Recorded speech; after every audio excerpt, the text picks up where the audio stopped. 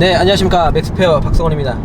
저희가 드디어 DM8 8세대로 지난 신형 소나타를 출고를 받았고요. 차량을 지원해주신 저희 롯데렌터카 동부지점 신차장님, 신차장기렌터카의 신차장님 너무 감사드리고, 저희 영상 앞부분에 번호 나왔는데 롯데렌터카 많은 이용 부탁드리겠습니다. 장기렌트 요즘에 구매 방법으로 많이들 사용하고 계신데, 장기렌트가 갖고 있는 이점이 되게 많거든요. 관리도 다 알아서 해주고 너무너무 좋은데, 롯데렌터카 많은 이용 부탁드리겠고, 롯데렌터카 사용하실 분들은 우리 동부지점에서 가능하면 신차장님께 이용 부탁드리겠습니다. 이렇게 신차를 출고 받자마자 이렇게 저희를 위해서 지원해 주셨고 너무너무 감사드립니다. 자, 그럼 시승기 한번 진행을 한번 해볼게요. 8세대로 진화한 소나타죠. 사실 제가 카라이프를 시작하고 나서의 처음 소나타는 EF거든요. NF. EF 끝물과 NF 시작점쯤이 내가 면허를 따던 그 시절이었어요. 그래서 2003년, 2004년 그때쯤에 이제 그 NF가 딱 출시됐었는데, NF가 출시됐던 그거를 전 잊을 수가 없는 게, 너는 그때 차에 관심 별로 없었지. NF가 처음 출시됐을 때 나는 바라는 게 있었어. 이 어린 소년이, 자동차를 좋아하던 어린 소년이 마음에 품고 있는 게 뭐였냐면, 좀 우리나라는 좀 제대로 된 엔진 하나 없나, 우리나라는 좀 제대로 된 미션 좀 없나. 이 두 개를 되게, 이 동력계통 내연기관에 관심이 많아갖고 이 두 개를 되게 바랬는데, 그 NF 소나타가 딱 나오면서 본네트를 딱 열면 엔진에 뭐라 써있냐면 세타 엔진이 처음 개발돼서 NF 소나타에 들어갔거든요. 2004년도에. 그래서 그 차의 그 본네트를 열었을 때 그 멋진 그거랑, 그리고 2.0하고 2.4의 세타 엔진 말고 람다 3.3까지 V6를 가로형으로 놓고 소나타 엔진에 들어갔던 그 시절을 잊을 수가 없습니다. 그리고 사실 뭐 제가 자세하게 소나타에 대한 역사를 읊을 필요가 없는 게, 소나타는 대한민국 분들은 이 한국에서 태어나면 자연스럽게 소나타 역사를 몸으로 느낍니다. 왜? 택시가 항상 있으니까. 이 EF 소나타가 주류를 이루던 시절에는 택시 하면 그냥 타는 게 EF잖아. 그리고 알아서 이 체인지가 되는 시기가 되면, 체인지 시기에 맞춰서 알아서 택시는 연한이 거의 끝나거든.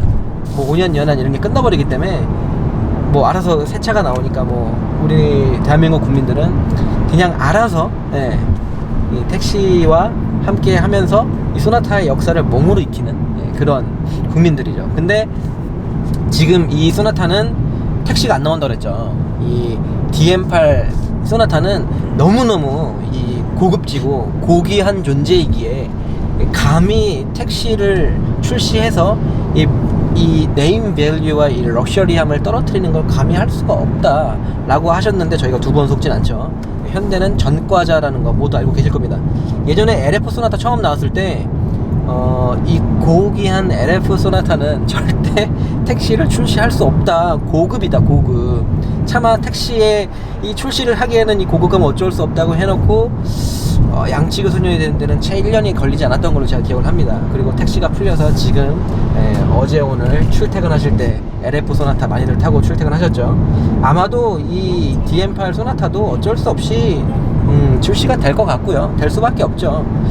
그리고 이번 8세대 소나타부터 정말 많은 뭐 다양한 옵션들이 들어가고, 현대에서는 지금 이 소나타를 보고 뭐 스마트 모빌리티 디바이스라 그래갖고, 뭐 어떻게 보면은 자동차기도 하지만 반전자장비라는 표현을 쓰기도 하고요. 실제로 많은 그 새로운 옵션들, 제가 그 기존에 그러니까 현대차 최초로 들어간 옵션, 그리고 확대 적용된 옵션들 정리해서 알려드렸었는데, 영상을 통해 갖고 이 소나타에는 이 상급에만 들어가던 고급 옵션들이 확대해서 들어간 것도 있고요.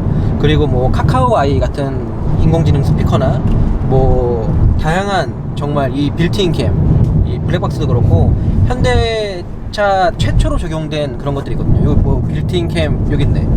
빌트인 캠 요거 누르면은 뭐 녹화되는 그런 거 있고, 그런 걸 여기서도 확인할 수가 있고, 그리고 여기서 확인한 거를 휴대폰으로 옮길 수도 있고, 뭐 글로브박스에 있는 USB 단자를 통해서도 빼낼 수도 있고, 정말 기존에 이 현대차에서 보기 힘들었던, 그리고 기존의 소나타급에서는 보기 힘들었던 다양한 옵션들이 두루두루 적용된 건 맞는 것 같습니다. 그래서 정말 상품성은 참 좋은 것 같긴 한데 디자인도 너무 이쁘다고들 많이 하죠. 저 개인적으로는 좀 매기같이 생겨갖고 넙대대한 게 대중을 아우르는 소나타라고 하기엔 조금 과한 디자인이 아닌가 싶기도 하지만 뭐 많은 분들이 좋아하긴 하더라고요. 근데 이 지금 현재 소나타가 정말 많은 옵션들을 채용하면서 이 좋아진 상품성, 그거는 인정을 하는데, 사실 그냥 뭐 지금 옆에서 카메라 잡아주고 있는 친구도 그렇고 우리 뒤에서 도와주는 친구, 저도 그렇고, 이 공학을 전공하고서 밥 벌어먹는 입장에서 봤을 때 여기에 들어가 있는 기능들을 하나씩 뜯어서 보면 그 자체가 놀랍진 않죠. 여러분도 똑같을 거예요. 블랙박스 놀라워요? 아니잖아요. 그리고 뭐 버튼식 기어 변속 놀라운 거 아니고요. 카카오와이 집에 다 있잖아요. 우리 애기들 동요 틀어줄 때 카카오와이 동요 틀어줘, 요 정도는 다 하는 거고, 심지어 그 스피커는 뭐 돈 주고 사면 5만원 밖에 안 하지만 뭐 하면 공짜로 주기도 하고요.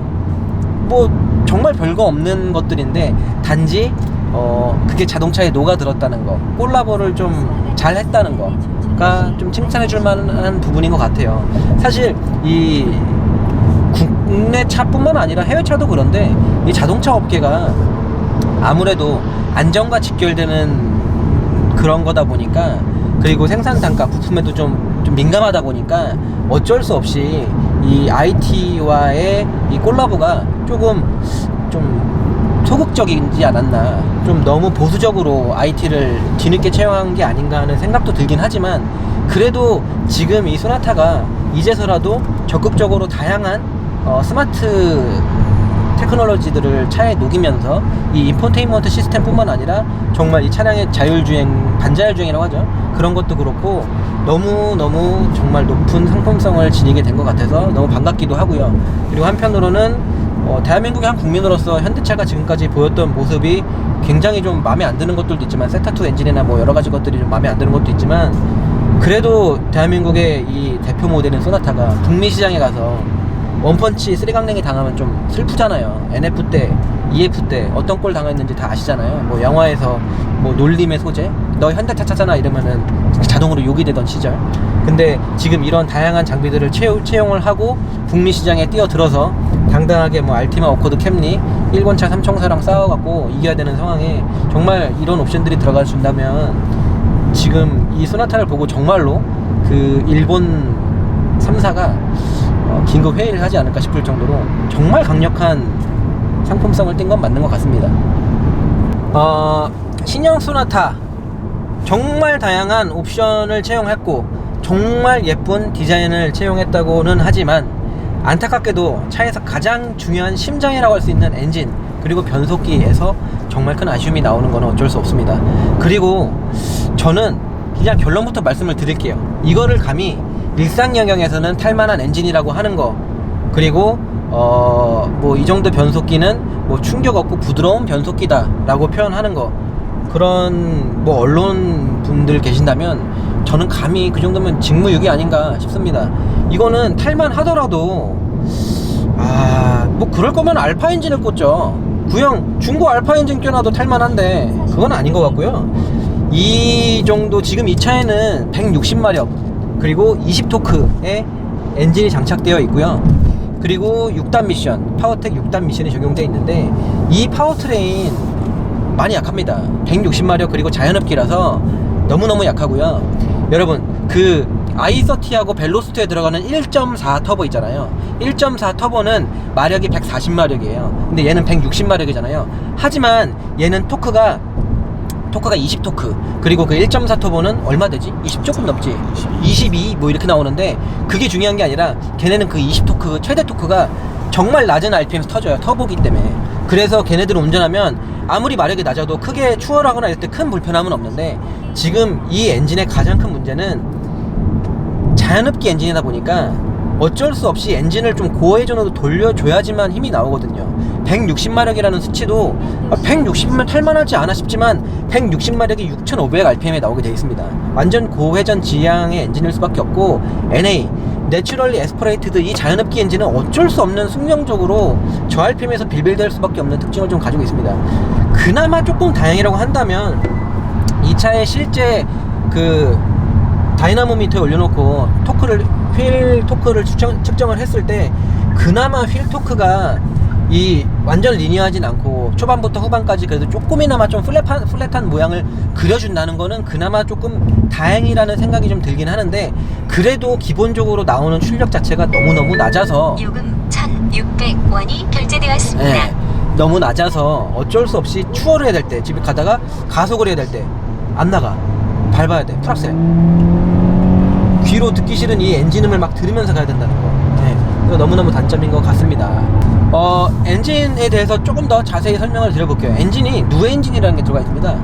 이게 저는 당연히 뭐 차에 관심이 좀 많고 그 중에서도 유독 엔진 쪽에도 좀 관심이 많다 보니까 당연히 뭐 알파 엔진, 베타 엔진, 시리우스 엔진, 세타 엔진, 그리고 이 누 엔진, 뭐 람다 엔진 이런 것들에 대해서 뭐 많은 분들이 기본적으로는 들어봤을 거라고 생각하는데, 주변 분들하고 얘기를 해보면 생각보다 이 우리 삼촌분들께서 차에 별로 관심 없으신 분들은 엔진의 이 코드명, 엔진 이름까지는 전혀 관심이 없으시더라고요.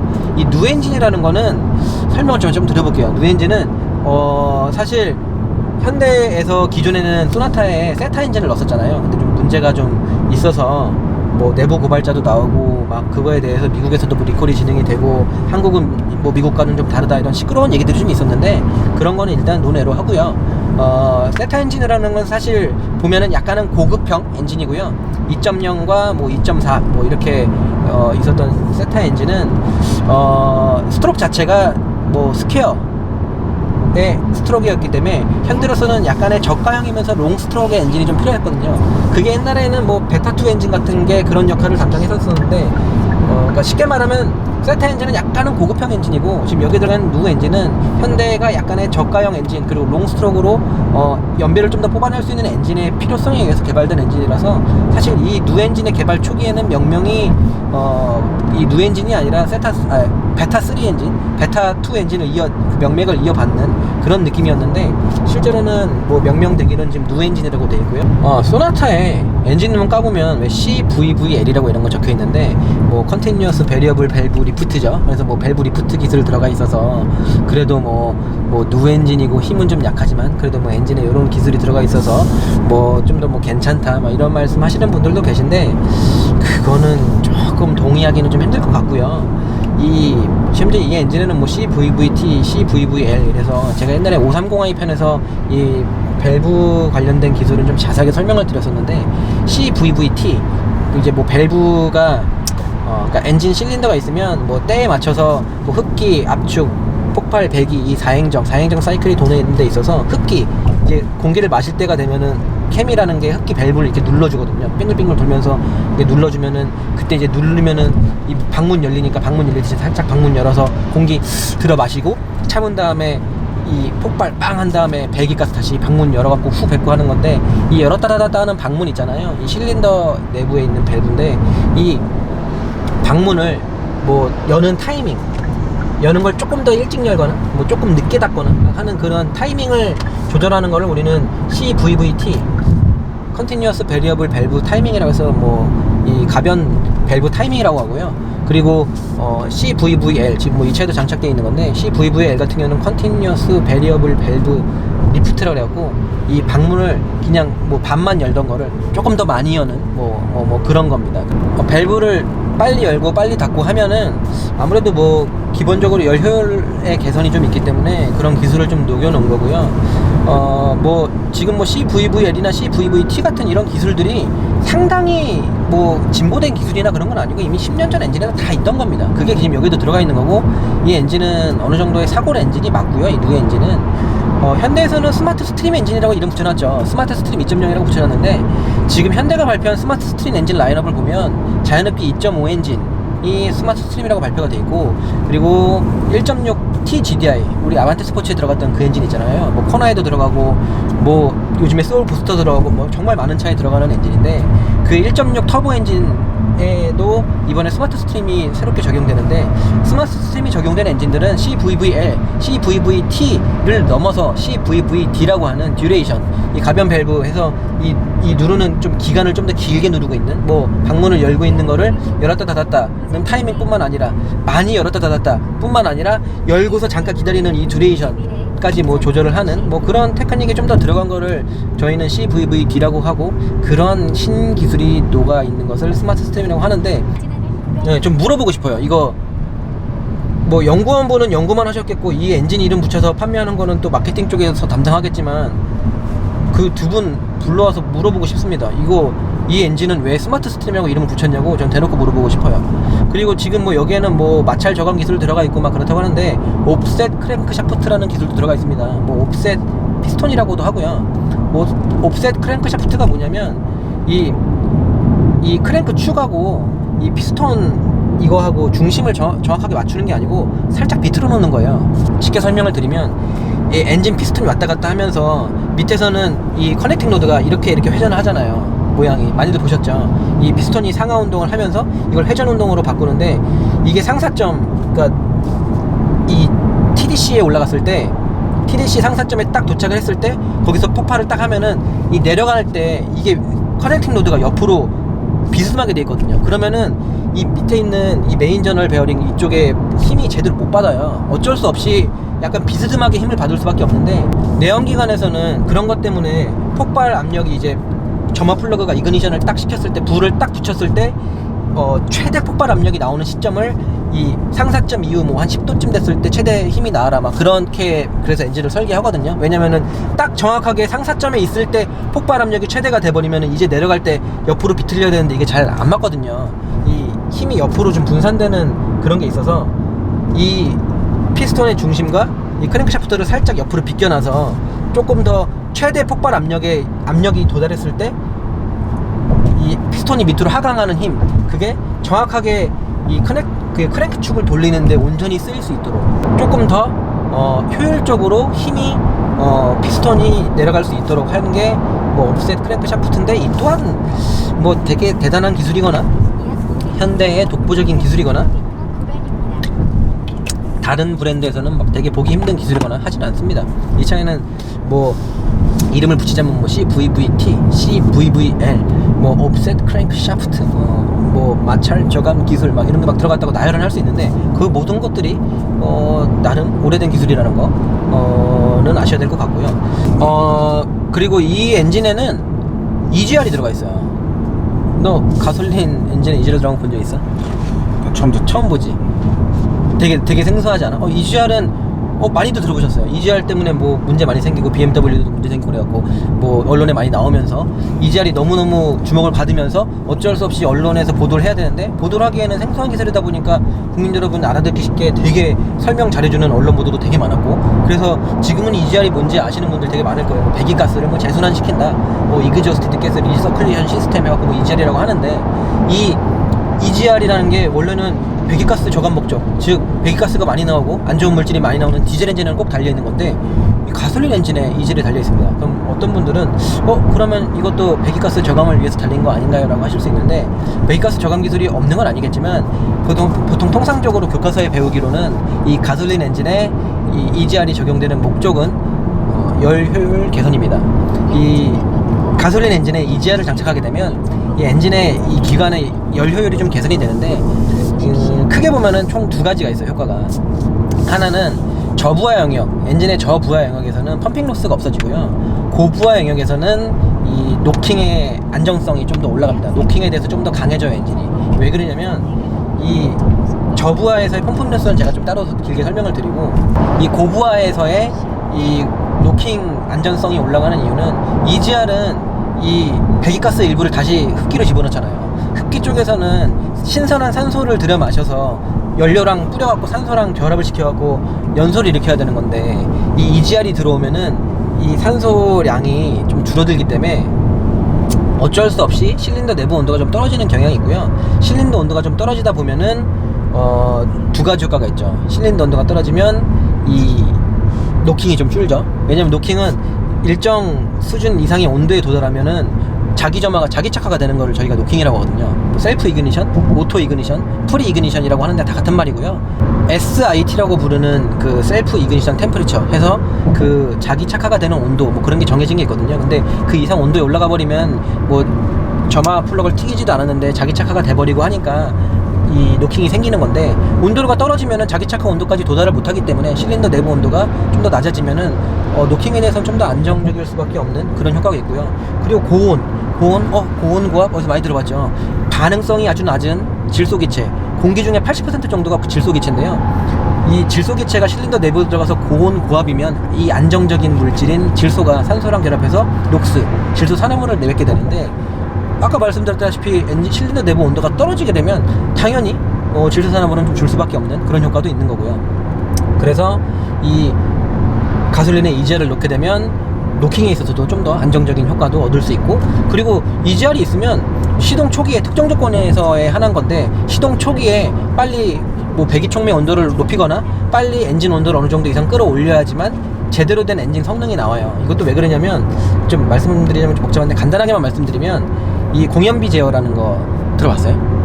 공연비 제어가 뭐냐면 공기와 연료의 비율을 제어해요. 공연비 제어가 뭐냐면, 이 배기가스 쪽에 이 산소 센서 박아놓고 나오는 배기가스 보고서 산소가 많이 남아있으면 연료가 좀 부족하군, 아직 결합 못한 산소들이 남아있네, 그래서 연료를 칙칙 덧뿌리게 돼 있고, 딱 했는데 산소가 좀 부족해. 그러면 그럼 지금 산소 그 연료가 너무 농후하구나, 그러면은 연료를 좀 줄여야겠구나. 그래서 공연비 제어를 한단 말이에요. 산소 센서 보고서 그 값을 ECU가 받아갖고 그걸 계산해서 엔진에다가 연료 분사량을 제어하는데, 공연비 제어에서 제외되는 영역이 그 조건이 몇 개지 있어요. 뭐 냉각수 온도가 어느 정도 이상 되기 전, 이 변속기 오일 온도가 얼마 되기 전, 그럴 때, 그리고 풀악셀 칠 때, 이럴 때는 공연비 제어를 하지 않아요. 즉 연료를 더 때려 넣는 경향이 있습니다. 근데 완전 연소가 되기 전에는, 엔진 온도가 좀 어느 정도 적정 온도에 오르기 전에는 공연비 제어에서 좀 제외가 되는데, EGR을 장착하게 되면은 배기가스, 뜨거운 배기가스, 내가 내 돈 내고 준 열이잖아요. 이 기관에다가 때려 박은 이 열, 에너지가 열로서 방출되는 거를 다시 끌어다가 흡기 쪽에 넣어주다 보니까 흡기 매니폴드에 들어가는 이 온도가 살짝 올라가게 됩니다. 그러면 이 시동 초기 같은 특정 조건 하에서는 약간의 그 버리는 뜨거운 열을 다시 받아들였기 때문에 이 엔진 효율이 좀 더 올라가기도 하고요. 그리고 지금 말씀드렸던 거는 고부하 영역에서의 노킹 강건성에 대해서 제가 말씀을 드린 것 같고, 또 EGR을 가솔린에 장착하게 되면 가장 큰 효과는 무엇보다 펌핑 로스를 줄인다고 할 수 있는데, 펌핑 로스를 좀 이 낯설어 하시는 분들이 계실 거예요. 펌핑 로스가 뭐냐면, 생각해보면 되게 쉬워요. 이거는 간단하게 말씀드릴게요. 펌핑 로스가 이 피스톤이 공기를 빨아들이는 그 신선한 공기를 피스톤이 내려갈 때 하강하면서 흡기 밸브를 열어서 흡기 방문을 열어갖고 방문을 열어서 신선한 공기를 빨아들이고, 다시 피스톤이 올라가면서 압축을 하고, 압축이 다 돼서 상사점 부근에서 이그니션을 불꽃을 딱 튀기고 폭발하면서 다시 내려가고, 다시 올라가면서 부피가 줄어드니까 올라가면서 방문 열고서 배기가스를 후 뱉는 이 사행정 사이클에 있어서 흡기를 할 때 방문 열잖아요. 이제 방문 열고 할 때 이 피스톤이 내려갈 때 이 피스톤 내부 압력하고 공기가 들어오게 되는 흡기 매니폴드의 이 압력하고를 비교해보면 압력 차이가 있습니다. 이게 좀 더 쉽게 말씀드리면, 이 흡기 매니폴드가 이 바깥에 있는 공기를, 피스톤 내부가 바깥에 있는 공기를 빨아들이는 거예요, 강제로. 우리 방문을 이렇게 생각해보세요. 주사기가 있는데, 주사기 그거를 뒤로 쫙 당겨보면은 밖에 있는 공기를 안으로 당기잖아요. 근데 이 피스톤이 내려가는 거는, 내려간다는 행위 자체가 크랭크 축을 돌리고 있는 거고 지금 일을 하는 중이에요. 근데 이 기름을 태워서 어렵게 내가 폭발 일으켜서 정말 이 비싼 기름을 태워갖고 이 에너지가 피스톤을 내려보내고 있는데, 이 비싼 에너지가 쓸데없이 공기를 빨아들이는 데 쓰이는 거예요. 압력 차이가 있어서. 압력은 당연히 높은 데서 낮은 데로 가잖아요. 압력 차이가 있기 때문에 매니폴드의 압력과 이 실린더 내부 압력 차이로 인해서 이 밖에 있는 공기를 빨아들이는데 피스톤이 일을 한다. 이래서 이걸 펌핑 로스라고 부르고요. 그리고 펌핑 로스는 흡기 로스도 있는데 배기 로스도 있긴 있습니다. 이 배기하고 나서 이 공기를 내보내는데 이 쓰이는 힘을, 뭐 그것도 다 로스니까 배기 로스도 있는데, 뭐 펌핑 그 흡기 쪽 로스가 더 크거든요. 뭐 조금 더 설명을 드리면, 펌핑 로스는 이 회전수가 RPM이 일정하다는 가정하에 당연히 악셀을 깊이 밟으면 로스가 줄어듭니다. 이게 무슨 말이냐면, 흡기 매니폴드 앞에 보면, 흡기 다기관 앞에는 스로틀이라는 게 있잖아요. 스로틀 바디. 스로틀이 어떻게 생겼는지 아시죠, 다들? 이렇게 공기 흐름 통로 있는데 동그라미가 이렇게 판때기가 막고 있고, 동그라미 판때기가 가운데 축을 기준으로 이렇게 열린단 말이에요. 이 플랩처럼 이렇게 열리고 닫히고 하는데, 이걸 뭐 버터플라이 밸브라고 하거든요. 이 나비 모양 밸브가 열리고 닫히고 해서 이 공기 흐름량을 제어하는데, RPM이 일정하다는 가정하에는 악셀을 깊이 밟아서 이 이 스로틀 바디를 더 많이 열어주면 더 많은 공기가 이 부드럽게 엔진 속에 들어올 수 있으니까 당연히 펌핑 로스가 줄어들게 돼 있고, 근데 이 EGR을 장착하게 되면 무슨 효과가 있냐면, 그러면은 스로틀 바디 더 열면 안 돼요? 스로틀 바디를 더 열면 엔진으로 더 많은 공기 입자가 들어가잖아요. 그러면은 공연비 제어가 안 되니까 거기에 맞게끔 더 많은 연료를 부어줘야 되는 거고, 그럼 차는 더 빨라지고, 막말로 엑셀 더 밟으라고 하면은 일정한 RPM을 유지할 수가 없잖아요. 일정한 RPM 하에 이 스로틀 바디를 더 열 수 있는 방법이 없을까 생각해보면 EGR이 되게 좋은 대안이 되는 거예요. EGR이 있음으로 인해서 잘 봐요. 신선한 공기를 이렇게 딱 들여 마셨을 때 지금 엔진이 필요로 하는 산소 입자가 10개라고 하면 스로틀 바디를 조금만 열어야 된단 말이에요. 그래야 산소가 10개만 딱 들어가는데, 근데 이걸 이 상황에서 좀 더 열 수 없을까? 더 열으니까 산소가 더 들어가. 어떻게 할 수 없으니까 배기가스, 즉 이미 타고 남은 이 배기가스에는 산소가 적고 이산화탄소가 훨씬 많거든요. 그럼 이 신선하지 않은 공기를 흡기로 좀 섞어서 보내면, 스로틀 바디를 조금만 열었더니 들어가는 공기가 신선하지 않다 보니까 산소 입자가 5개밖에 없는 거예요. 10개가 필요한데. 그럼 우리는 자연스럽게 스로틀 바디를 더 열 수 있죠. 더 열면은 더 많은 공기가 들어가는데, 많은 공기가 들어갔음에도 불구하고 이미 거기에는 EGR을 통해서 배기가스가 섞여 있다 보니까 산소 입자가 그렇게 많지가 않거든요. 이해되시죠? 그래서 저희는 이 가솔린 엔진 기관에 EGR을 장착함으로 통해서 펌핑 로스를 줄이고 이를 통해서 열 효율을 개선할 수 있다는 거. 이게 되게 약간 너무 공학적인 얘기기도 한데, 근데 어쩔 수 없이 이 가솔린 엔진에 이 EGR이 들어간 거 너무 생소하기도 하고, 이 누 엔진의 특징이라고 하면 EGR이 들어있기 때문에, EGR하고 EGR 쿨러도 들어있거든요. 들어있기 때문에 이런 거는 팁으로 알아두시면 좋을 것 같고, 그리고 뭐 지금부터 하게 되는 얘기는 뭐 편집이 될 수도 있고 제가 내보낼 수도 있겠지만, 이 그래프에서 X축을 V, 세로축을 P, 그러니까 PV 선도예요. PV 선도. 공학을 전공하신 분들은 뭐 오토 사이클이나 사바테 사이클, 이런 사이클들에서 많은 그 PV 선도를 보셨겠지만, 이 차에는 장착이 안 되어 있지만 터보 있죠. 저희가 터보 엔진 장착하면 좋은 게 뭐냐면, 펌핑 로스가 아니고 펌핑 이득을 보게 돼요. 로스가 아니고 반대로 이득이야. 이게 뭐냐면, 흡입 쪽에서, 흡기 쪽에서 터빈 들어가고 공기 밀어넣지.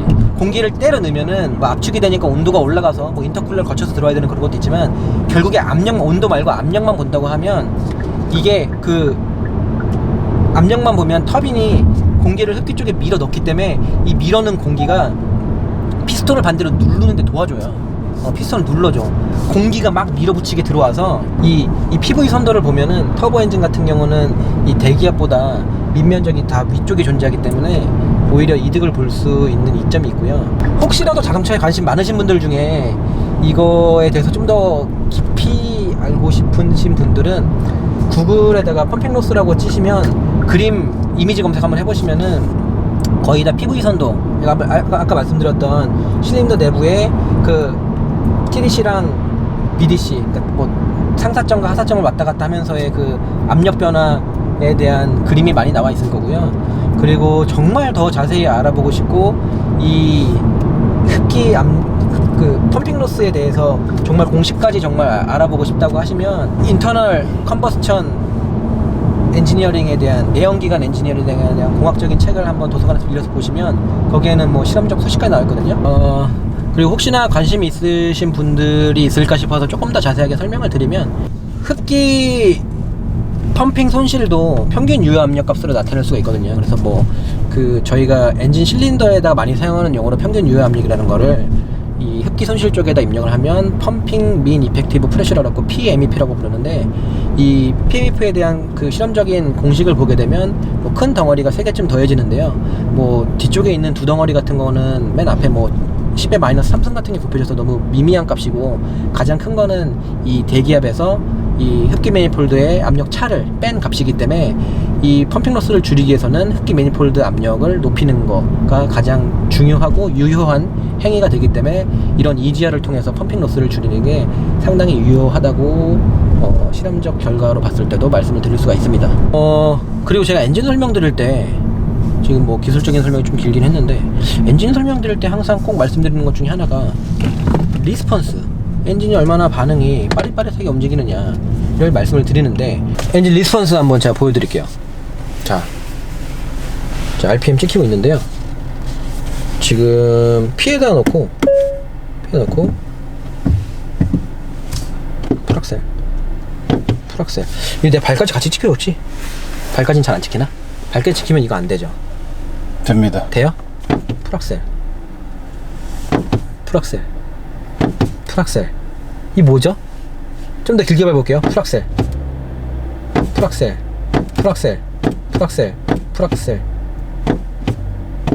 제가 완전히 지금 악셀을 이렇게 한 건 아니잖아. 누르고 있는 기간이 있거든요. 잘 소리로 들리실 거예요. 다 보여. 너무 느려. 리스폰스도 느린데 RPM이 상승하는 속도도 상당히 느립니다. 이게 지금 미션 보호 로직 때문에 풀악셀을 하고 있으면 여기서 고정이 되긴 하거든요. 4천이 좀 안 되는 거에서. 근데 그게 문제가 아니라 하락도 되게 느리다.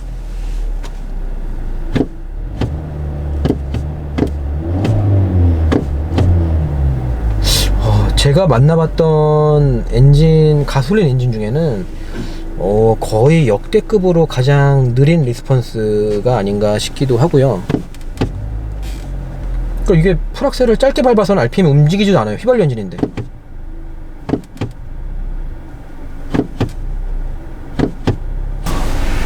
일단 엔진 별점은 뭐 낮게 주시는 분들은 뭐 2개 반 뭐 이렇게 주시기도 하는데, 저는 정말 엔진만 놓고 보면, 순수하게 엔진만 놓고 공학적으로 이 엔진을 별점을 매겨봐라라고 한다면 저는 엔진 별점 정말 제 느낌 그대로 뭐 한 개쯤 줄 수 있을 것 같은데, 근데 그거는 한 개는 그냥 엔진만 놓고 봤을 때 굴러는 가니까, 기름 넣으면 잘 굴러가잖아. 문제 있는 거 아니잖아. 근데 이거를 굳이 스마트 스팀이라고 이름을 붙인 거, 응? 스마트 스팀 2.0 뭐 신기술 들어간 거 없잖아요.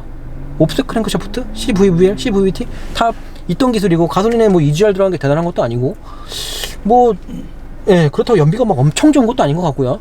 그래서 지금 저는 이 엔진에 대해서 이걸 왜 이제 여기다 넣는 거지? 그리고 선택권이 지금 초기 소나타에 있어서 이 엔진밖에 없잖아요, 선택권이.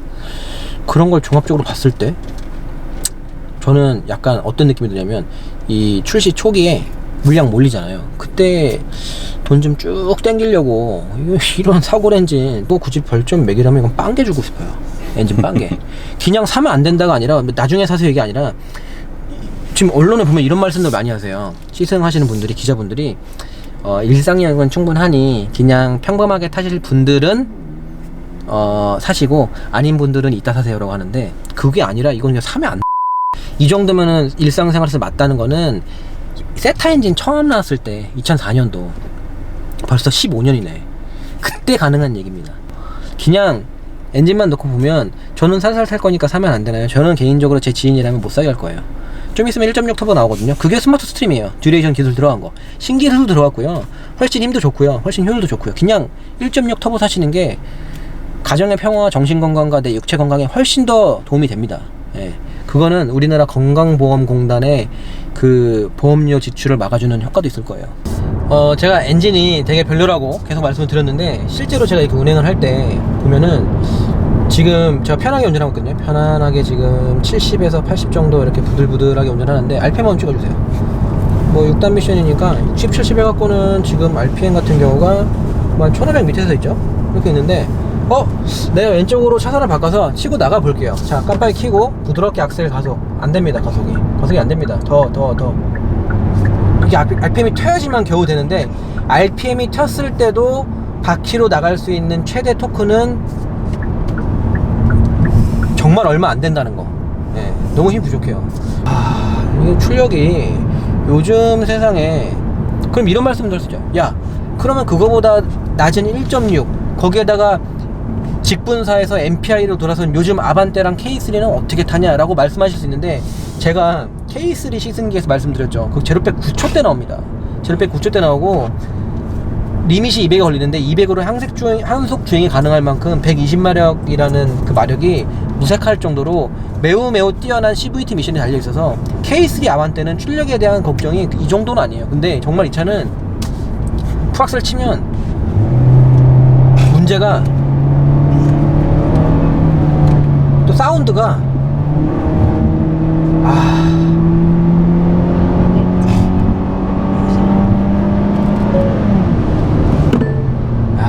사운드가 너무너무 듣기 싫어요. 이게 사골 엔진인 만큼, 오래된 엔진인 만큼 엔진의 어떤 그 배기 사운드 같은 거는 정말 별로 고려도 안 돼 있고요. 엔진 자체적으로 순수하게 나오는 이 사운드는 정말 귀를 간지럽히는 게 아니고 괴롭힐 만큼 좀 듣기 싫은 소리가 계속 들어옵니다. 추가적으로 좀 말씀드릴 게 좀 특이한 건데, 이 브레이크 있잖아요. 브레이크가 초반에 담력이 몰려있다, 이런 말씀 많이 들으셨을 거예요. 다른 시승기들을 통해서. 여러분들 그 옛날에 아반떼 HD 타보신 분들 아실 거예요. 아반떼 HD 타보시면 현대기아가 원래 악셀이나 브레이크 쪽에 좀 민감하거나 둔하거나 좀 특이한 그런 세팅을 안 하거든요. 그냥 노말노말한 세팅으로 가져가는 편인데, 옛날에 아반떼 HD가 살짝 그 민감한 브레이크로 유명했었거든요.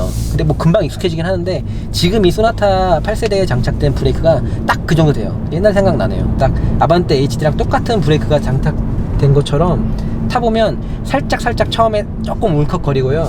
초반에 담력이 꽤나 몰려있는 타입이라서 여성분들이 타기에는 굉장히 좀 좋아하실 것 같은. 근데 그래서 브레이크가 잘 된다는 느낌이 들긴 하는데, 풀 브레이킹 밟으면 제동거리 자체가 그렇게 짧진 않습니다. 비슷합니다. 지금 신형 소나타에는 6단 미션이 들어가 있습니다. 이 6단 미션 대한민국 국민 중에 안 타보신 분들이 갓난아기 포함해서 얼마 없을 것 같습니다. 택시 타보시면은 이 미션이고요. 아반떼는 MD부터, HD는 4단이었고 MD부터 MD 뭐 AD 뭐 전부 다 이거고, 스포티지도 뭐 옛날에 뉴 스포티지 이후로는 뭐 투싼도 투싼 IX 이후로는 뭐 소나타 뭐 그랜저 뭐 산타페 정말 다 이 6단이기 때문에, 이 6단은 대한민국 국민 중에 약 60-70% 정도는 소유를 해보셨고요. 아마 그런 경험이 있으실 거예요. 그리고 경험을 해보신 분들은 대한민국 국민 중에 약 90% 이상이 경험을 해보셨을, 탑승해보셨을 그런 미션입니다. 엔진하고는 비교가 안 될 정도로 더 사골이라고 할 수 있고, 엔진과 쌍벽을 이룰 만큼 별로라고 할 수 있는 미션인데, 충격 별로 없고, 어떻게 보면 설명 드릴 것도 없어요. 왜냐면 이걸 뭘 설명하지? 제가 지금 이 신형 소나타의 변속기 설명이 궁금하시면요, 김기태 PD님이 한 10년 전쯤에 투싼 IX 처음 나왔을 때 그걸 시승기에서 미션 설명 보시면 됩니다. 똑같습니다. 이 버튼 변속 디자인적으로도 조금 독특한데, 제가 이거 처음 봤을 때 야, 이거 꽤 불편하겠다 싶었거든요. 근데 직접 타보니까 불편해요. 별로예요. 이걸 통해서 공간을 조금 더 확보한 느낌이 들긴 하는데, 그런 느낌이 그렇게 크진 않아요. 이걸 이렇게 함으로 인해서 공간을 좀 더 정말 많이 확보했다는 느낌이 그렇게 크게 들진 않기 때문에, 그래서 일단 저는 뭐 버튼식은 별로긴 한데, 그냥 뭐 운전하면서 계속 만지는 건 아니니까 여기 대해서는 크게 불편하다고 뭐 까거나 뭐 마이너스 요인을 주기까지는 좀 그렇습니다. 새로운 시도니까, 첫 번째 시도고, 현대라고 이거 뭐 불편한 거 몰랐겠습니까? 그냥 그런 거 같고요. 그리고 뭐 잠깐만, 소나타에 패들 시프트가 이거 소나타가 약간 스포츠틱하다는 의미 아닌가요? 이 소나타에 패들이 이렇게 쉽게 들어간다는 것 자체가, 이게 뭐 소나타가 지향하는 자체가 뭐 스포츠적이다 라고 예상하면 큰 오산이고요. 이게 왜 달려있냐면, 이거는 버튼식이라서 달려있는 거예요. 버튼식이라서 이걸 줄 수밖에 없어요. 버튼식 변속기, 컬럼식 변속기 알죠? 벤치에 있는 거, 그런 것들은 이 패들이 무조건 있을 수밖에 없는 거예요. 왜냐면 저단 기어로 운행을 해야 하는 조건이 몇 가지 있어요. 1단 출발 아니고 2단 출발을 해야 되는 경우도 있고요. 내리막길에서 천천히 가야 되는 경우가 있는데, 뭐 눈길도 그렇고, 그래서 몇 가지 운행 조건을 만족하기 위해서는 자동 변속기도 저단을 물고 쭉 운행을 하는 그런 조건을 이렇게 제공을 해줘야 되기 때문에, 버튼식 변속기는 저단을 물고 갈 수가 없거든요, 반대로. 옛날 변속기들 보시면 플러스 마이너스 토글식 없는 시절 옛날 자동 변속기 보면 왜 D 밑에 L 있잖아요. 로우 그런 거 있는 거 아시죠? 그래서 그런 그 패들이 없으려면 그런 거라도 제공을 해야 되기 때문에, 어쩔 수 없이 지금 이 버튼식 전자변속기 때문에 패들이 있다는 건 알고 계셔야 됩니다. 이 차가 소나타 향후 아마 택시로 나올 거라고 저 스스로는 예측을 하는데, 제가 예측하기로 이 택시가 나올 것 같은 이 소나타는 이 버튼식 변속기 때문에 반드시 패들이 있어야 된다는 말씀 드렸고요. 변속 속도 제가 항상 보여드리죠. 근데 정말 전형적으로 매우 느린 변속 속도. 왜냐면 이 차가 뭐 그렇게 스포츠틱한 차도 아니고 막 동력 손실이 되는 게 눈에 살짝 보입니다. 저는 사실 이 소나타가 8세대 소나타가 나올 때 그 CVT를 달고 나온다는 얘기도 들었었거든요. 8단 미션을 달고 나올 수도 있고 뭐 CVT 얘기도 들었었는데, K3 CVT를 타본 입장에서 야 정말 CVT가 들어가면 정말 소원이 없겠다, CVT 들어가면 정말 그 이상의 완벽한 미션은 없다고 생각을 하기 때문에 CVT가 꼭 들어가야 된다고 생각했는데, 좀 제 영상을 처음 보신 분들은 낯서실 거예요. 무슨 개소리야, CVT는 쓰레기인데 CVT가 좋다는 거야 라는 생각하시는 분들은 제가 올린 그 K3 영상 보시면 이해되실 거예요. CVT가 정말 완성도가 높았는데 그 CVT가 여기에 들어가면 좋겠다고 생각했는데 안 들어가고 6단이 들어가서, 이거는 그냥 미션만 봐도 별로기도 하지만 그런 걸 떠나서도 지금 이 시점에 이 6단 미션을 넣어준다는 건 약간 재고떨이 느낌이 좀 나기도 하고요. 좀 아마 해외 버전에는 이 미션이 안 들어갈 것 같은데, 그래서 좀 저는 개인적으로 좀 이 6단 미션 들어간 것 자체가 좀 아쉽기도 하고요. 제 생각에는 오늘날 이 시점에 이 6단 변속기를 이 신형 소나타 스마트 모빌리티 디바이스라고 하는 이 스마트 기기에 이 6단 미션을 넣어줬다는 거는 뭐 과거의 향수를 느끼는 것도 아니고 좀 너무 맞지 않다고 생각하고요. 좀 현행 8단 미션이 산타페를 포함한 두루두루 들어가는 입장에서 어차피 눈에 뻔히 보이잖아요. 나중에 8단이 금방 들어갈 거고, 아니면은 뭐 대형 토크가 올라간 좀 뛰어난 CVT가 물릴 수도 있고, 이 6단 미션 얼마 안 물릴 텐데 처음에 사는 사람들이 정말 충성 고객이고 고마우신 분들이잖아요. 야, 소나타 잘 만들었을 거야. 내가 사랑하는 현대, 내가 믿는 현대는 날 뒤통수 치지 않고 정말 잘 만들어줬을 거야 해서 묻지도 않고 이 차를 막 사주시는 이 초기 고객들 분들이 정말 노른자 고객들인데, 여기에 이 미션을 넣는다는 거는 그런 고객들을 좀 기만하는 게 아닌가 하는, 저는 어차피 안 살 거지만 그런 생각이 좀 들어서 안타깝다는 생각도 좀 들고요. 변속 속도, 여러분 제가 처음에 저도 뭐 아직 젊다면 젊은데 차에 정말 처음 면허 따고 차를 정말 좋아했던 그 15년 전 그 시절로 돌아가서 그 시절 변속 속도 한번 맛보도록 하겠습니다. 계기판 찍어주시고요. 페달로 제가 만져볼게요. 자, 5단, 4단, 3단, 업, 다운, 업 하면 지금 바뀌었습니다. 다운 하면 지금 바뀌었습니다. 업, 지금, 다운, 지금. 이 업다운 속도가 상당히 느리죠. 한 박자가 아니고, 이 몇 박자죠, 이 정도면? 세 박자? 업, 다운, 업, 다운, 업, 업, 다운, 업, 지금. 다운, 지금. 변속이 아니라 변속하는 흉내를 내는 게 빨라요. 잘 봐요. 지금 갑자기 RPM 찍어봐. 내가 지금 이 토글로 쳐볼 테니까 RPM 찍고 있죠? 네. 잘 봐. 내려, 올려, 내려, 업, 다운, 업, 다운, 업, 다운. DCT보다 빨라. 보여? 다운, 업, 다운, 업, 다운. 바로잖아.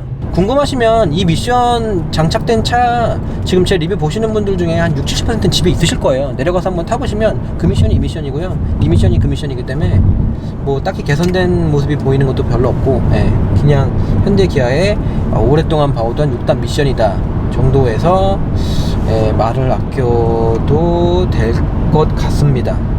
지금 8세대로 지난 소나타의 운동 성능을 한번 만나보기 위해서 좀 이렇게 비벼보기도 하고 차를 던져보기도 하고, 지금도 의전을 조금만 빨리 한번 쫙 해보고 있는데요. 특징이라고 하면 차체는 이전에 비해서 뭐 조금 커지긴 했지만 뭐가 됐건 지금 차체 사이즈 자체가 거의 그랜저에 육박할 만큼 뭐 작은 차는 아니죠. 밖에서 봤을 때 4.9m라고 하면 승용차로서 좀 큰 차다라고도 할 수 있는 차인데, 차체가 큼에도 불구하고 지금 소나타 중량이 1400대에 머무르고 있습니다. 가벼운 옵션을 내게 되면은 1410 정도부터 1470, 1400 중반 정도라고 보는 게 맞는 것 같은데요. 1400 중반 정도의 체중이라고 하면 소나타급 차 크기를 생각했을 때는 적당히 좀 괜찮은 좀 중량이라서, 경쟁력이 있는 중량이라서 퍼포먼스뿐만 아니고 연비 쪽에서도 많은 이점이 있을 만한 그런 거라고 생각이 됩니다. 혹시나 뭐 안전도 걱정되시면 걱정 안 하셔도 되고, 아직 뭐 미국의 스몰 오버랩 테스트를 받진 않은 차종이지만 이미 LF 때부터 탑 세이프티 픽에 별 5개를 받은 최고 만점을 받은 이 전세대 소나타라서 신형 플랫폼, 더 강화된 플랫폼이 적용된 지금 상태에서는 뭐 이 차량의 안전도 문제는 뭐 별로 걱정이 되지 않는 것 같고요. 그럼에도 불구하고 1400대의 몸무게를 유지한다는 것은 큰 장점이라고 할 수 있는 것 같습니다. 지금도 한번 세게. 일단 특징이라고 하면 235mm 타이어 껴져 있어요. 차체에 비해서 타이어 폭이 좀 넓죠. 18인치에 235가 들어가 있어서 피제로의 그 4계절 타이어가 접지력 자체가 막 그렇게 떡그립은 절대 아니고요. 썸머 타이어 생각하면 당연히 안 되시고요. 조금만 잡아 돌리면은 여지없이 타이어에서 익숙한 스키드음을 들려주는 바로 그 타이어 맞습니다. 하지만 지금까지 여타 타왔던 저희가 뭐 아반떼, 그랜저, 소나타 뭐 그런 많이들 타봤던 그 정도에서 느껴졌던 정도는 아니고요. 왜냐면은 차체에 비해서 이 폭이 215나 225가 아니라 235가 들어가 있기 때문에 제법 제법 넓은 타이어가 들어가 있어서 접지력에 있어서는 생각했던 것보다 좀 높은 것 같습니다. 그리고 다 아시겠지만 전륜에는 100% 뭐 후륜은 멀티링크가 들어가 있는 상태인데, 뭐 소나타급에는 상식적으로 토션빔은 안 쓰죠. 아반떼급 K3 같은 거 토션빔이고, 이 높은 급에서는 아시잖아요, 이 소나타급에서는 안 쓰는 거거든요. 설마 뭐 르노 SM6 같이 아시죠? 토션6 상도덕에 어긋나는 행동입니다. 현대 기아도 안 하는 행동이에요. 그런 거는. 소나타 K5엔 당연히 뒤쪽에 멀티링크가 들어가 주는 게 맞고요. 그게 몸으로 느껴지냐 뭐 그러시는데, 네, 느껴집니다. 이 차를 타서 이 차에 멀티링크가 들어가서 좋다는 게 아니고 토션빔이 들어가면 안 좋음이 느껴집니다. 그래서 당연히 이 차에 멀티링크가 들어가져 있다는 거가 특징이고, 뒤쪽이 스트로크가 제법 그 댐퍼가 조금 단단한데, 이 서스펜션 설명에서 되게 중요한 게 뭐냐면 이 완성도, 뭐 비벼보고 돌려보고 이런 것도 중요하지만 첫 번째는 특히나 이 차종을 생각했을 때 첫 번째 중요한 거는 단단함이에요. 댐퍼의 단단함, 스프링의 단단함, 그 스트로크가 너무 짧진 않은지 뭐 그런 것들이 편안함에 영향을 주는 거기 때문에 이렇게 타보고 조금 돌려보고 하면 지금 이 소나타에 장착된 댐퍼는 딱딱하다는 건 절대 아니고요. 근데 이 급을 생각했을 때를 보면 그래도 뭐 물렁하진 않은, 그냥 딱 중간 정도가 들어가 있는 것 같은데, 그래도 굳이 따지면 물렁한 애들 중에, 그러니까 컴포트 카테고리 안에서는 그래도 좀 단단한 편인 것 같습니다. 근데 아무래도 좀 편안함을 유지해야 되고, 우리 택시를 운영이 됐을 때 우리 승객분들의 편안함을 유지시켜줘야 되기 때문에 어쩔 수 없는 선택인 것 같고요. 그 언더스틸 상향도 그렇게까지 크진 않아요. 언더가 좀 덜 나. 이 정도면 타이어도 그렇고 서스펜션 셋업도 그렇고 언더스티어가 막 개언더가 날 줄 알았는데, 이 매기같이 생긴 이 디자인에 비해서는 그래도 나름 스포티한 걸 품고 있어서, 기본적인 밸런스는 이 기준을 어디다 놓고 평가하냐에 따라서 참 어려운 문제긴 한데요. 저는 이 정도라면 소나타로서 충분히 괜찮은 운동 성능을 보여준다고 생각은 되고요. 하지만 이 운동 성능이 괜찮다는 거는 어디까지나 실용 영역 한 120 미만에서만 좀 해당이 되는 것 같고, 고속 영역에서의 핸들을 흔들었을 때는 기본 밸런스는 차가 좋다고는 할 수 있는데, 절대 고속 영역에서 이 수입 독일차 같은 움직임을 보여주거나 그런 비슷한 움직임이 있지 않을까라고 생각하는 건 좀 아닌 것 같습니다. 아무래도 고속 영역에서의 고속 안정감 이런 거는 저희가 기존에 탔던 스팅어나 G70 대비 다소 차이가 있는 모습을 보여주긴 합니다. 분명히 이 차가 지향하는 서스펜션 셋업이나 이 차가 품고 있는 서스펜션이 어떤 목적으로 만들어지는지 생각해보면 확실히 어쩔 수 없이 구동 방식에서 오는 차이가 아니라 어쩔 수 없이 고속 안정감 같은 것만 봐도, 핸들링을 돌리는 맛을 봐도 조금은 컴포트 쪽에 맞춰져 있구나라는 게 느껴지고요. 그리고 또 하나, 이 차가 딱 타자마자 컴포트라는 게 바로 느껴지는 게 뭐냐면 이 핸들링이에요. 핸들이 가면서 이 롤 있잖아요. 이거 보면은 그랜저 같은 거보단 저는 훨씬 나은 것 같긴 해요. 이 상식 이하의 움직임을 보여주긴 하진 않는데, 롤도 이 정도면은 적어요.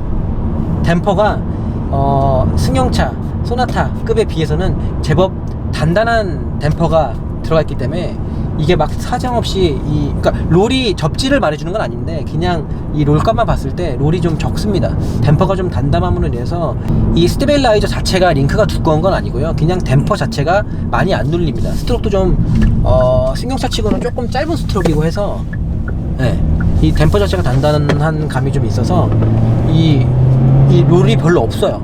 그래서 그런 것도 저는 개인적으로 마음에 들고요.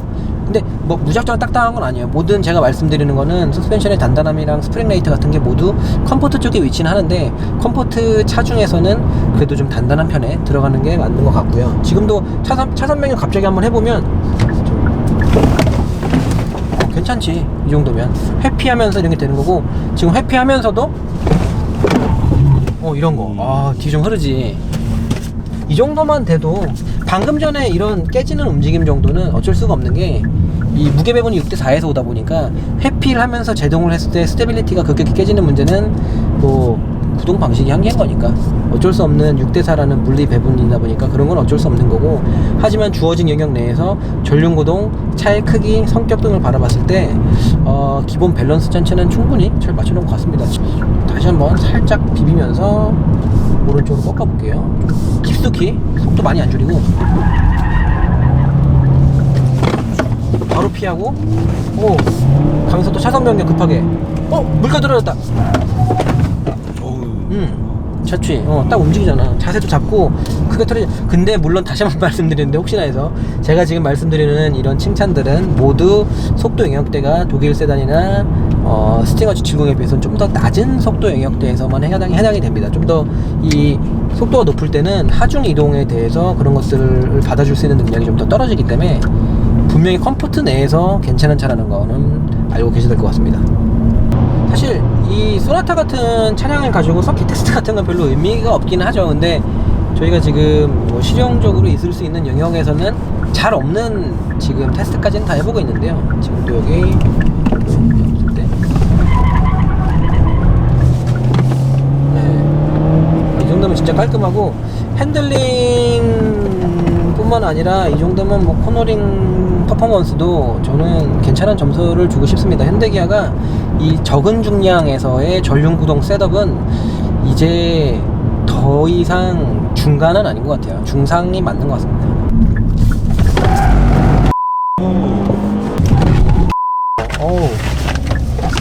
저희가 그리고 브레이크도 테스트를 쭉 한번 해봤는데, 브레이크 제동거리 자체가 경쟁 모델하고 비교해서 잘 씁니다 이런 건 아닌데, 실용 영역 내에서 풀 브레이킹 밟으면 이게 소나타가 맞나 싶을 정도로 제법 잘 드는 브레이크 모습을 보여줘서 이 정도면은 브레이크에서는 충분히 합격점을 줄 수 있을 것 같습니다. 특히 실용 영역 이거 뭐 한 100 미만에서는 제법 잘 들어요.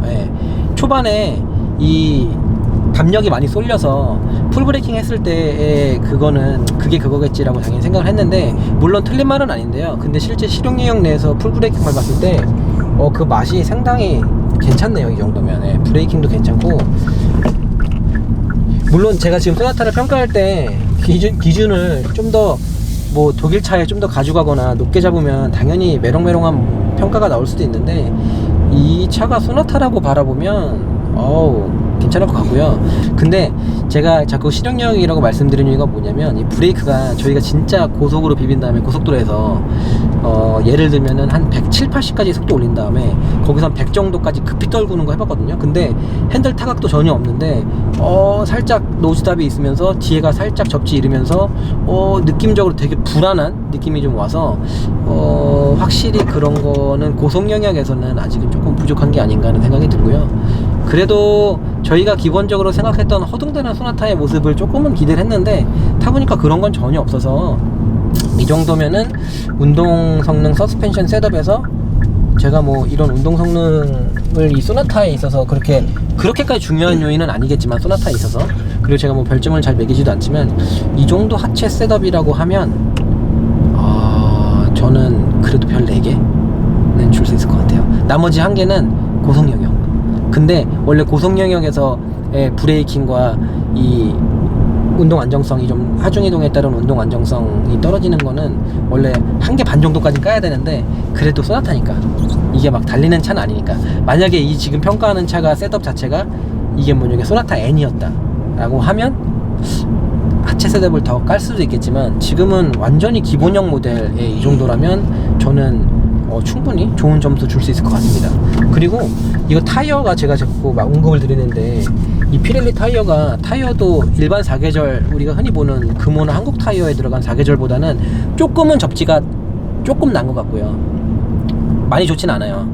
미쉐린 MXM4도 그렇고 이 피렐리 피제로 올 시즌 타이어도 그렇고 그냥 사계절 타이어일 뿐인 건데, 국산 사계절보다 조금 좋은 모습이거든요. 완전 싼 마이 국산 애들보다. 근데 이게 230으로 들어가 있다 보니까 정말 타이어 발이 좀 있는 것 같고, 근데 타이어 발은 수입차도 똑같아요. 수입차 나 제일 놀랬던 게, 옛날에 320D 한번 사보려고 F30 처음 나왔을 때 매장을 갔거든요. 근데 320D ED였어요. 320D ED 아니다, 그냥 320D야. 320D 타봤는데 타이어가 브리ヂ스톤 S001이야. 아우디 매장 가면 RS5가 끼고 있는 타이어랑 꼭 똑같아. 한 500마력대까지는 다 받아주는 타이어가 320D에 들어가 있는 거 보고, 야, 저거 사기지. 저 차에다 3시리즈 저거 신겨 놓으면 타이어가 그렇게 썸머로 바뀌면 접지가 그 핸들링 특성까지 바뀌어버려요. 완전히 피드백이 좋아져서. 근데 지금 이 차도 그래요. 이렇게 해보면 롤 끝밥뿐만 아니고 이렇게 꺾어보면 C타입임에도 불구하고, 지금 이 차에는 C타입 MDPS가 들어있거든요. 근데 C타입으로 인한 이질감 별로 없고요. 그렇다고 뭐 핸들링이 뭐 이 시스템에서 오는 만족도가 막 느껴지는 건 아니지만, 적어도 C를 장착했다고 해서 느껴지는 단점이 별로 없어서 이질감이 별로 없습니다. 그냥 좋아요. 이 정도면은 제가 바라던 충분히 괜찮은, 충분히 소나타 아반떼급에 그냥 두루두루 써도 되는 정도의 핸들링이라고 생각이 됩니다. 왜냐면은 이 차는 소나타기 때문에 관대해야죠. 조금은.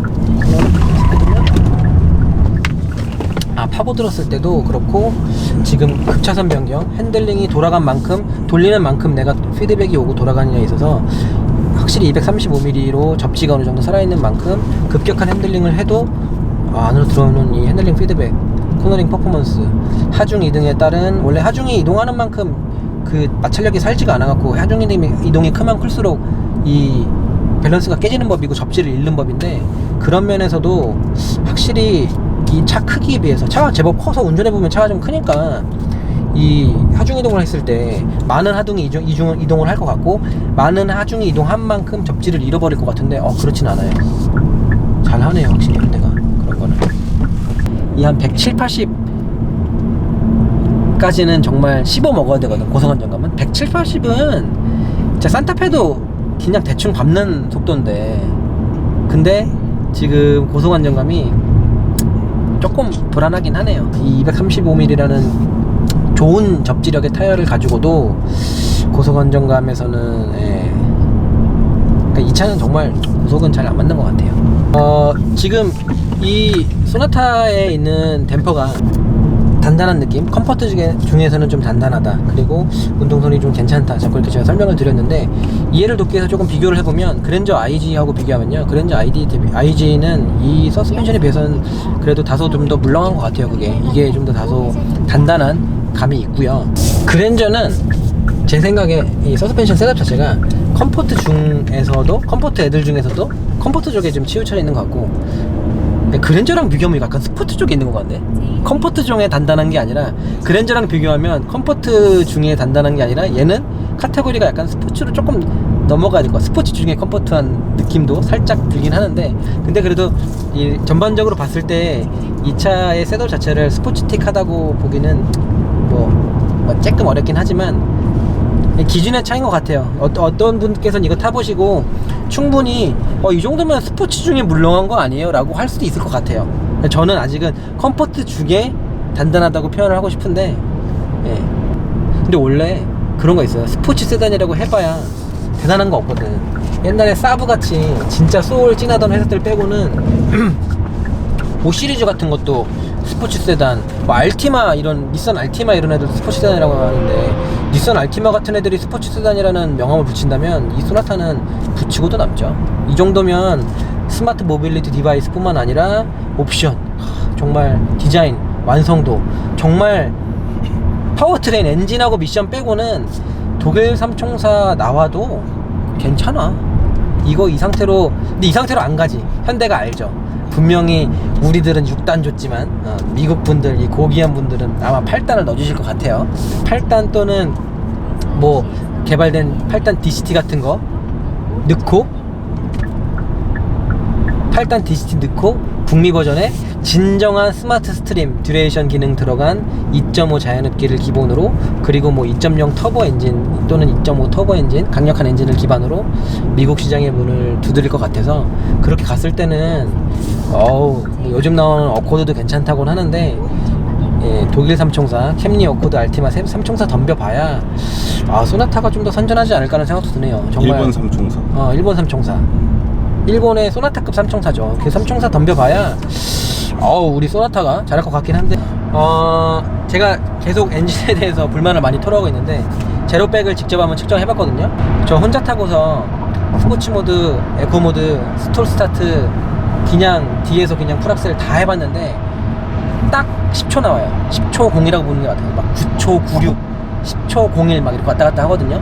그래서 제 생각에는 이 정도면은 그냥 딱 10초 플랫 제로백 보는 게 맞는 것 같고요. 그리고 지금 실내 뭐 운전하면서 느껴지는 것들 가볍게 한번 전달을 해드려 볼까요?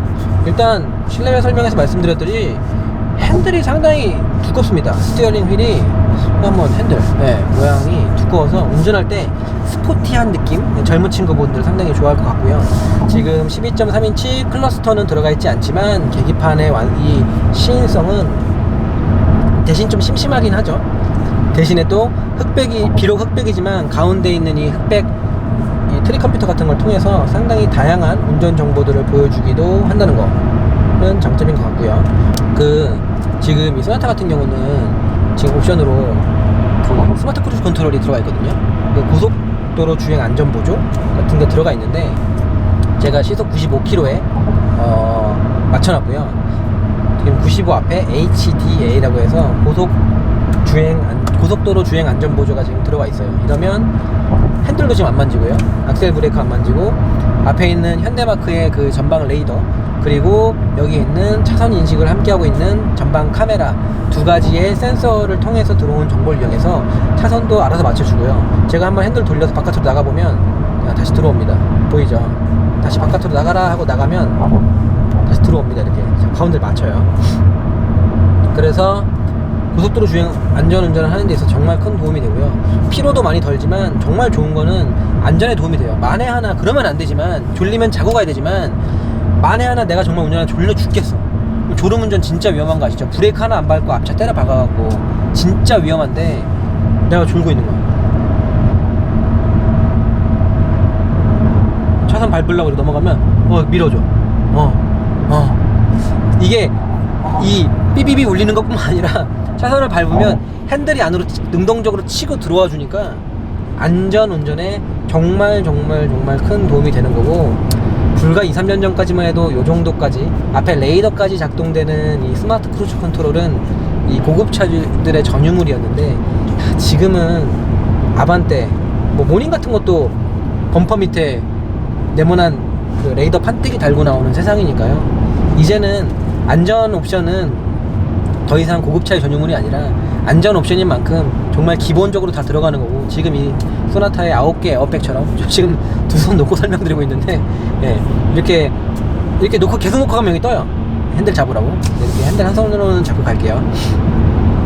이 안전기술은 정말 기본으로 이 채용이 돼주는 거고, 정말 돈 주고 사는 옵션은 좀 더 럭셔리한 옵션들, 편의 옵션들, 그런 것들이 돈 주고 사는 옵션이 되는 그런 세상인 것 같습니다. 그리고 이게 운전할 때 악셀을 밟고 있을 때는 괜찮은데, 악셀에서 발을 떼고 이렇게 하면 이게 좀 움직여요. 이게 부딪혀요. 다행히 이게 이 P를 누를 것 같진 않거든요. 이게 근데 이게 좀 이렇게 좀 움직여. 보이죠? 제가 살짝 움직여요. 이게 살짝 움직여갖고 조금. 그리고 이게 또 하나 꼭 말씀드릴 게, 이거는 단점으로 찝을 만한 사항이 될 것 같아요. 원래 후방 시야가 백미러의 크기로 결정이 되진 않습니다. 백미러가 좀 작아도 제법 잘 보이는 백미러도 있고, 백미러가 쟁반만큼 큰데도 좀 사각지대가 있고 안 보이는 백미러가 있는데, 지금 소나타의 백미러는 디자인 요소 때문에 그런지 몰라도 좀 얄쌍하게, 좀 얇게 생겼거든요.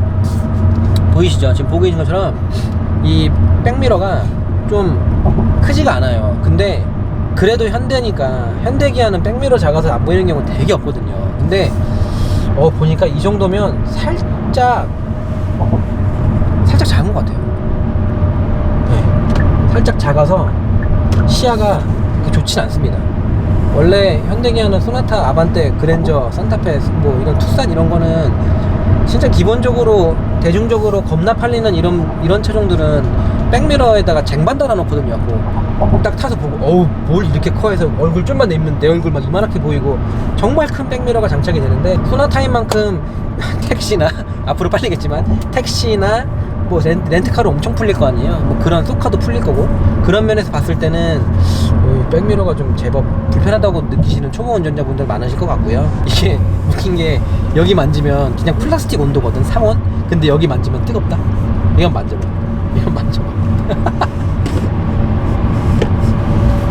아니 여기 위에 내가 허벅지로 이렇게 누르고 있어 돼갖고 체열이구나. 체열이야. 여기 나가 뜨끈뜨끈해 이러고 있으니까 계속. 그리고 지금 제가 엔진 설명에서 이 차에는 열 효율 개선을 위해서 좀 독특하게도 가솔린 차량임에도 EGR이 들어가 있다. 그리고 그 EGR은 뭐 고회전, 그러니까 고부하 영역에서는 노킹의 안전성이 올라가지만 저부하 영역에서는 펌핑 손실이 많이 없어진다. 막 그런 테크니컬한 얘기들도 많이 해드렸는데요. 정말 그 펌핑 로스라는 게 주름으로 인해 EGR이 들어감으로 인해 정말 열 효율이 개선이 되는지 연비를 한번 찍어 볼게요. 잠깐만요. 연비를 한번 쭉 찍어 보면 지금 저희가 235km 정도를 운행했는데 운전은 4시간 37분 했고요. 근데 10.3이야. 근데 엄청 조지기도 조지고, 그래서 차 받자마자는 처음에 연비 막 6, 7이었거든요. 근데 거기서 오르고 올라서 10.3까지 적혀 있으니까 그래도 연비는, 이게 지금 복합 연비가 13km예요. 뭐 13.1, 13. 뭐 얼마에서 보통 통상적으로 사시는 18인치 사시면은 복합 연비 13 정도 보시면 맞는 건데, 이 정도면은 연비 합격 드리겠습니다. 네, 복합 연비에서 지금 제가 난리치고 시승할 거 다 하고 얌전히 타기도 하고 다 섞어서 10km 정도면, 근데 무엇보다 실내에서 봤을 때 이 와이드한 이 모니터는 정말 운전하는 데 있어서 너무너무 편한 것 같습니다. 옛날에 요 사이즈가 저기 누구야, BM 애들 보면 이거 되게 넓어서 부러웠거든요. 진짜 되게 부러워서 내비 이만큼 있고 아이드라이브에서 차량 정보 요만큼 보여주고 했는데, 이 차가 이 3등분까지 하겠다는 이 자신감, 진짜 좋다. 반응 빠른 거는 당연히 말할 것도 없고요. CPU도 되게 빨라. 이렇게 뭐 스마트폰인 것 마냥 뭐 이렇게도 되고, 여기가 터치로 돼서 조금 좀 불편한 건 있지만, 대신에 버튼보다는 이 하이그로시 패널과 함께 너무 디자인적인 요소가 뛰어나서 마냥 불편하다고 까기만도 어려운 뛰어난 디자인인 것 같아요. 비대칭처럼 이렇게 쫙 생긴 거 더 이상 현대스럽지 않네요. 야, 그럼 이 큰 모니터에 그럼 이제 택시기사분들이 여기다, 야 그럼 이제 그거 안 해도 되겠다, 내 생각인데, 이거 택시로 나중에 나오면 그 요금 받는 거 있잖아요. 그거랑 막 카드 결제 단말기랑 그런 거 안 해도 될 것 같아. 웬만하면 튜닝 해갖고 여기 전부 다 띄워서 있을 것 같은데, 넓어갖고 이만큼은 내비, 요만큼은 카카오 그거 신호 오는 거 수락 거절 그렇게 되겠는데. 그리고 지금 하이빔 보조 보이죠? 근데 내가 이거를 상향등 쪽으로 한번 밀면 보이죠? 상향등 온통 이렇게 해서 앞에 차가 없거나 이 반대쪽에 이 차량이 없어서 눈뽕 맞을 사람들 없을 때만 상향등이 들어오고, 이렇게 뭐 다른 차들이 있거나 하면은 알아서 불빛을 내려주는 오토 상향등. 되게 편하겠죠.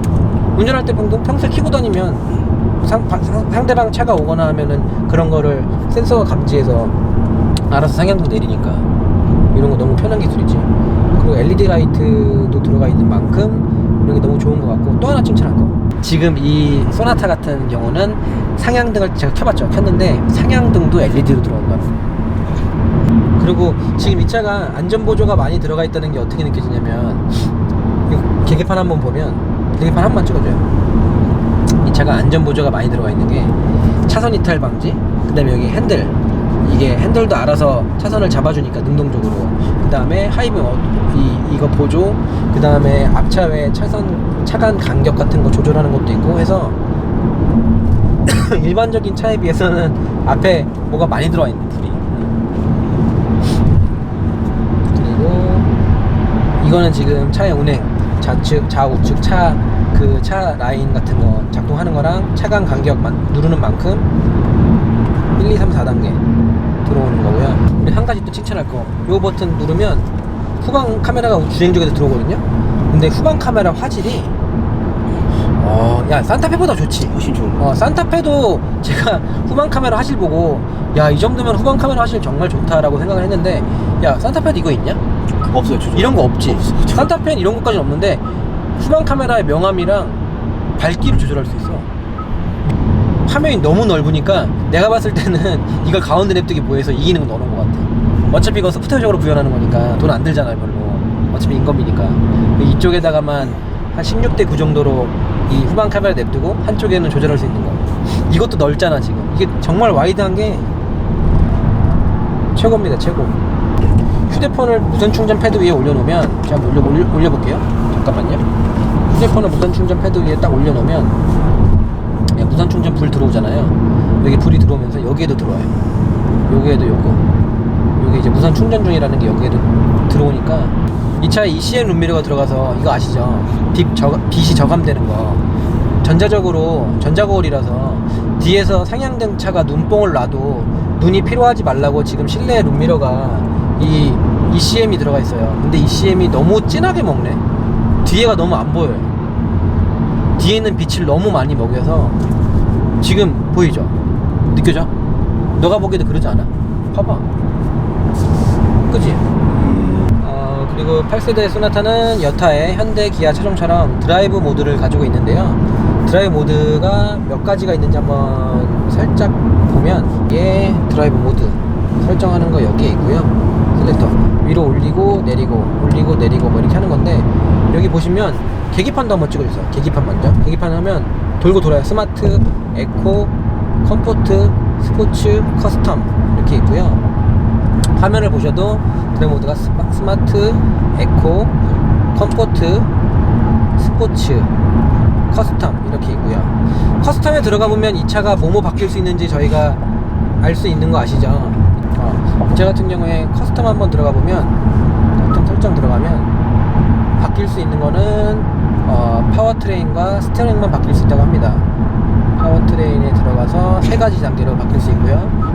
스티어링 담력은 컴포트냐 스포츠냐 2개로 바뀔 수 있고요. 그래서 스포츠에 놓으면은 당연히 RPM이 좀 더 높게 사용하는 거고, 뭐 에코나 컴포트 이런 것들은 좀 더 낮게 사용하는 거고, 스마트는 스마트 모드가요, 저는 항상 스마트가 그냥 멍청하다고 설명드리는데, 스마트가 멍청하다고 설명드리는 이유 중에 하나가, 스마트 모드는 자기가 알아서 운전자가 핸들 타각, 악셀 뭐 이런 거를 인식을 해서 컴포트, 에코, 스포츠 3가지 모드를 알아서 왔다 갔다 하는 걸 스마트 모드라고 하는데, 스마트 모드에 넣으면 그 스포츠 모드로 잘 안 가요. 엔간히 스포츠 모드를 하지 않고서는 얘가 스마트 모드에서는 스포츠로 잘 사용하지 않습니다. 매뉴얼에도 나와 있고요. 매뉴얼 상에도 애지간히 비비고 조지고 잡아 돌리지 않으면 운전자의 성향을 그렇게 똑똑하게 파악하는 것 같진 않아서, 저는 스마트 모드를 감히 좀 스마트하지 않은 그냥 얼빵한 모드라고 표현하고 싶고요. 그냥 직접 쓰는 게 납니다. 그리고 에코랑 컴포트는 진짜 차이 느끼기 되게 힘들고, 하물며 지금 스포츠에 놓으면은 단을 하나 올리거든요. 원래는 제가 스포츠 놔볼게요. 스포츠, 컴포트, RPM 보이죠? RPM 찍어봐요. 스포츠, 컴포트, 스포츠, 컴포트. 아니, RPM이 안 보내요. 스포츠, 컴포트, 스포츠. RPM 안 변해요. 되게 적극적이지 않습니다. 하다못해 그냥 일반 다른 코나만 돼도 다른 차종들은 스포츠에 놓으면 단수를 하나 내려서 RPM을 살짝 띄우거든요. 그런 경향이라고도 있는데, 지금 이 8세대 소나타 같은 경우는 스포츠에 놔도 RPM이 안 뛰어요. 그리고 매뉴얼 모드를 이렇게 D 모드를 운행하다가 패드를 딱 치면 바로 매뉴얼로 바뀌잖아요. 5단, 6단, 5단, 6단 겁나 느리게 바뀌는데 이렇게 가다가 예를 들어서 5단, 4단, 3단 이렇게 갔어. 근데 너무 시끄럽죠? 다시 D모드로 바꾸고 싶어. 어떻게 할까? D모드로 바꾸는 방법은 세 가지가 있는데요. 이렇게 매뉴얼로 하면 숫자 단수가 떠 있잖아요. D모드로 바꾸고 싶으면 레버 패드 시프트 플러스를 길게 누르면 되고요. 그렇게 해도 D모드로 바뀌고, 또 하나는 시속 10km 이하로 속도가 줄어들면 D모드로 바뀌고요. 그리고 또 하나는 5초 이상 정속 주행을 하면 D모드로 바꿉니다.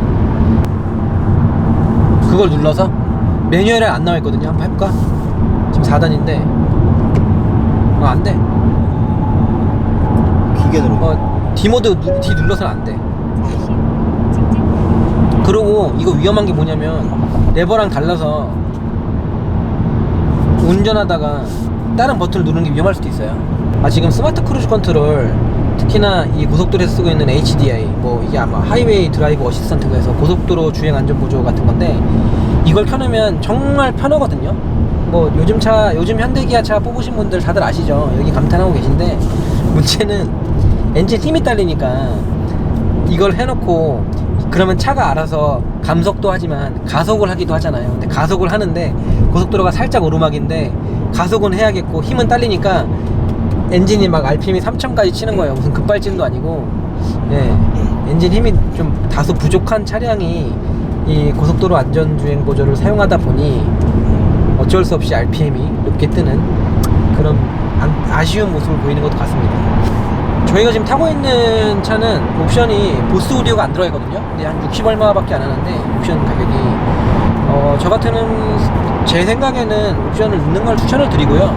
근데 대박인 거는 지금 옵션이 안 들어가 있는데도 불구하고 음질이 상당히 들어줄만 합니다. 이거는 상당히 칭찬할 부분이라고 생각해요. 앞으로 우리 택시 기사님들 보스 오디오 옵션 넣지 않고 뽕짝 들으시는 데 있어서 상당히 깔끔한 음원 들으실 수 있다는 거. 그리고 추가적으로 말씀을 드리면 뭐 주행 성능과 약간 관련이 된 건데, VDC가 산타페 때도 느꼈었는데 산타페 TM도 그랬었는데 정말 빠릿빠릿하고 좀 똑똑해서 VDC가 되게 마음에 들어요. 그 예전에 현대기아 차들은 일부러 핸들을 털어서 앞에 접지가 딱 털리고 조금 있다가 막 들어오고 뒤늦게 들어오거나 좀 이렇게 얼빵한 VDC였는데, 얼마 전부터 현대기아 전 차종이 VDC가 엄청 똑똑해져서 그냥 일부러 이렇게 한번 파박 털어보면 한 타각을 주고서 접지를 잃는 게 느껴지자마자 바로 VDC가 깜빡깜빡거리는 게 너무 재빠르고 똑똑한 것 같아서 이거는 참 칭찬해줄 만한 부분인 것 같습니다. 제가 예전에 산타페 시승기에서 산타페의 그 오토홀드가 좀 부드럽지 않다, 좀 막 10년 전에 수입차 정도도 못 되냐 막 그렇게 좀 깠었는데, 그래서 저희가 이번에 그 신형 8세대 소나타의 오토홀드가 어떤지 한번 타봤거든요. 근데 저는 당연히 똑같을 줄 알았어요. 왜냐면은 DM 산타페 때의 그 불쾌한 오토홀드가 TM 산타페에 그대로 들어간 걸 보고 뭐 소나타에 똑같이 들어갔겠지 하고 테스트를 해봤는데 웬걸 제법 부드러운 오토홀드가 들어가 있습니다. 지금 한번 해보면 정지하고 오토홀드를 걸고 걸렸거든요. 출발해보면